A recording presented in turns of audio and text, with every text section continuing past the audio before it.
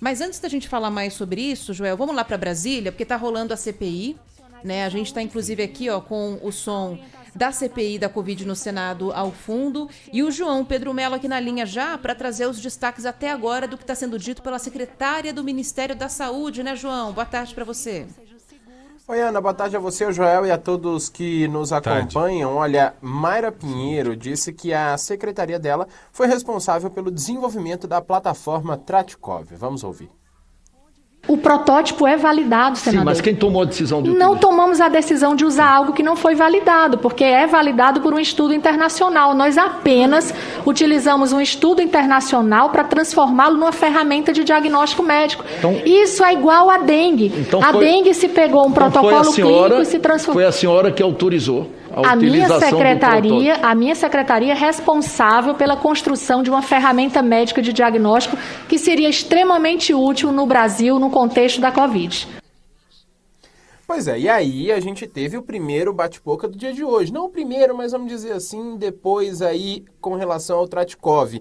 Esse bate-boca gerou o seguinte, ou veio a partir de quê? A partir do momento que a secretária Mayra Pinheiro disse que esse protótipo tinha sido hackeado. Ela disse que, na verdade, alguém usou uma senha, que era uma senha comum ali entre as pessoas que estavam planejando esse sistema e que teria colocado essa plataforma no ar irregularmente ou antes da hora, o que acabou gerando o que a gente já sabe, a questão do Tratkov, que receitava somente cloroquina. Na semana passada, o ex-ministro Eduardo Pazuello atribuiu a responsabilidade da ferramenta diretamente à secretária. Mayra também afirmou que não era competência do Ministério da Saúde garantir estoque de oxigênio, mas sim de estados e municípios. A médica também afirmou que não era possível prever se Manaus precisaria de mais ou menos oxigênio. Ela alegou que não foi informada sobre o risco da falta desse insumo em Manaus durante a visita que fez à cidade entre 3 e 5 de janeiro desse ano. Vamos ouvir um trecho.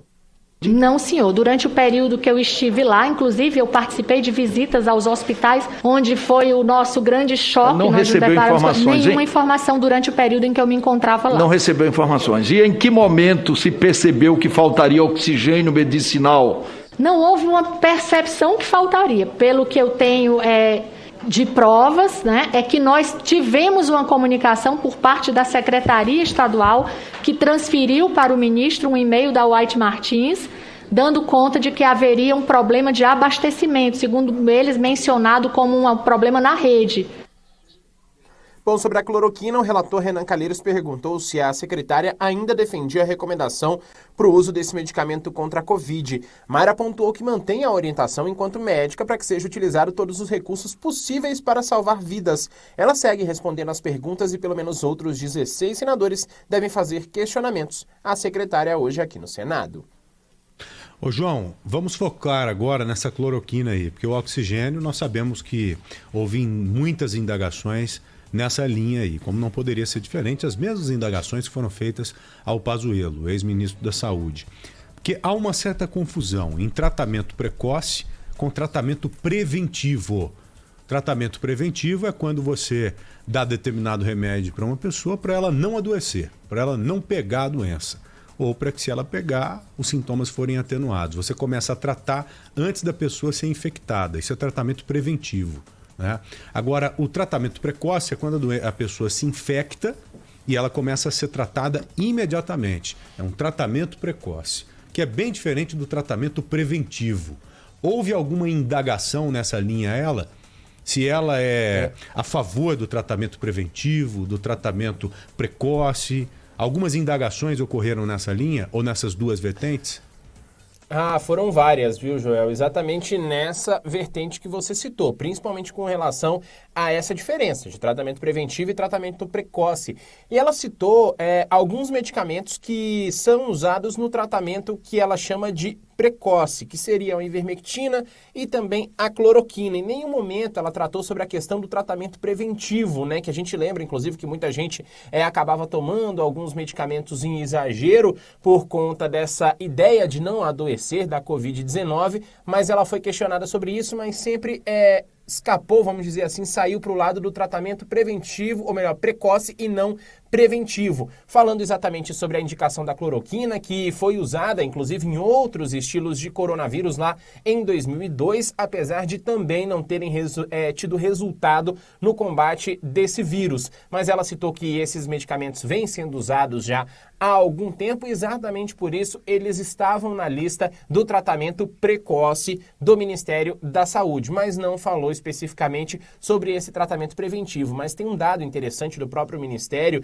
que mostram que algumas pessoas passaram a ter bastante problemas, ou muitos problemas de fígado, inclusive, diante do número de medicamentos que foram ingeridos, medicamentos que não deveriam ter uma certa dose ultrapassada, mas que foram ultrapassadas durante esse tratamento preventivo contra a Covid-19. Então, realmente uma confusão com relação a essas duas questões. A tendência de que Mayra responda ainda mais perguntas sobre essa questão. Os senadores estão, de fato, ainda fazendo muitas perguntas. São pelo menos 16 ainda que estão inscritos. A tendência é de que seja uma sessão demorada, assim como foi com o Pazuello. Claro, não deve ter 2 dias, deve ser só hoje mesmo a sessão da Mayra Pinheiro, mas ela ainda deve responder muitas perguntas dos senadores aqui na capital do país. E só para arredondar, Pazuello que pode virar a 3 dias, né? Porque tem uma perspectiva de que essa semana mesmo ele volte aí à CPI, né, João? Por conta do domingo, das manifestações de domingo, a qual ele fez parte ao lado do presidente. Exatamente. É isso, ele pode voltar aqui à CPI, mas a tendência é a seguinte, viu, Ana e Joel? Não que ele venha depor de novo essa semana.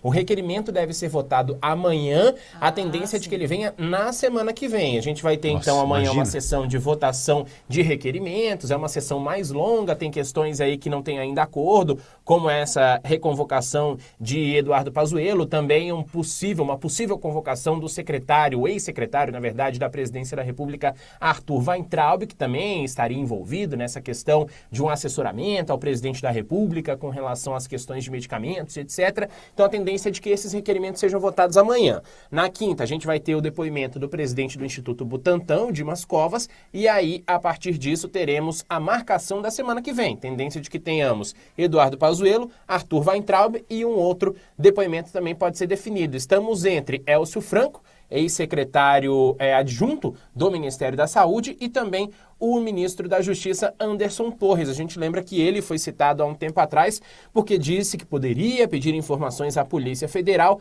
com relação às investigações dessa CPI. Então agora a tendência é de que a CPI aprove um requerimento para a convocação do atual ministro da Justiça. E está explicado, hein?